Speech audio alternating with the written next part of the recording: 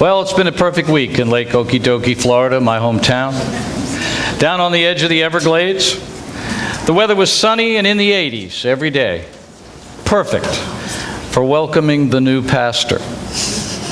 The announced retirement and leave-taking of Pastor George Castor, the beloved senior minister of the United Methodist Church of Lake Okee-dokee, left the entire town on tenterhooks as people waited, anticipated, and speculated as to whom his replacement would be.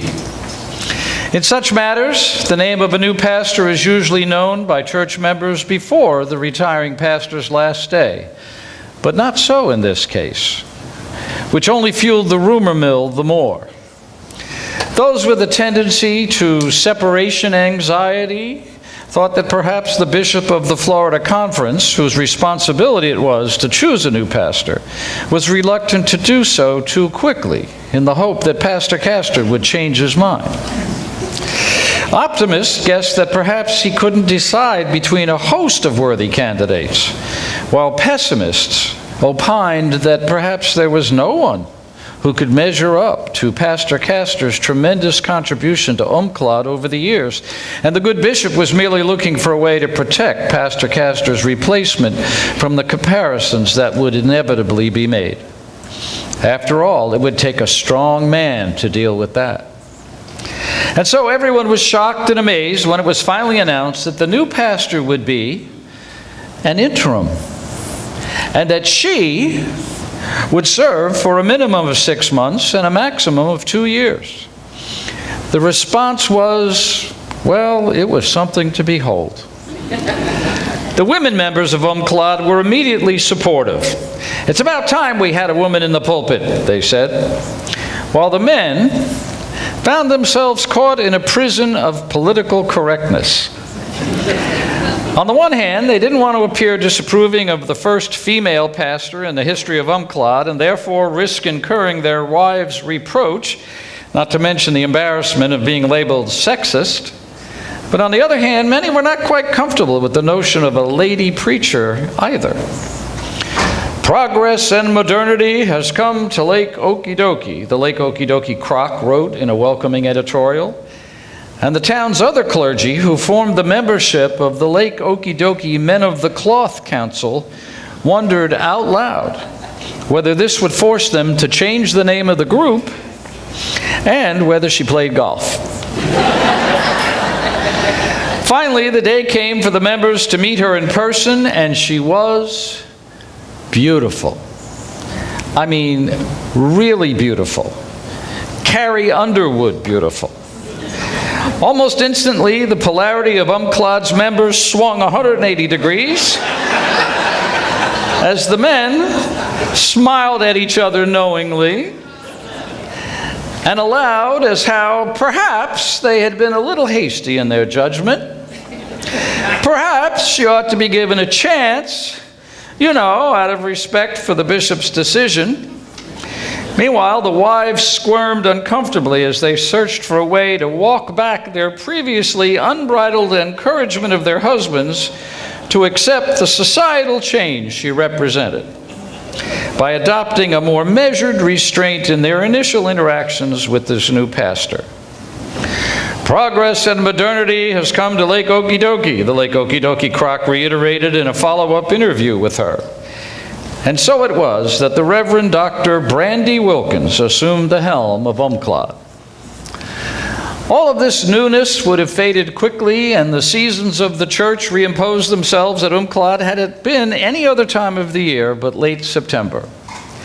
But as we all eventually learned, timing is everything in life. And so, without any warning or preparation, the Reverend Dr. Wilkins found herself the focal point of a controversy that quickly took over the entire town. A controversy of greater magnitude than boxers or briefs, greater scope than the wearing of saggy, baggy pants, and greater theological weight than how many angels can dance on the head of a pin, or even did Adam have a belly button.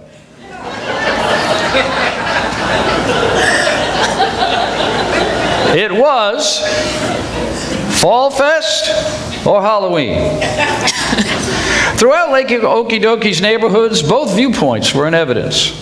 A vast majority of the members of Praise Assembly Revival Tabernacle Baptist Church, Part B, as it was commonly called, came down squarely on the side of Fall Fest. Halloween was of the devil, they believed, and there was no way they could countenance it. Meanwhile, the parishioners of Our Lady of Perpetual Bingo Catholic Church fell equally strongly behind the celebration of Halloween.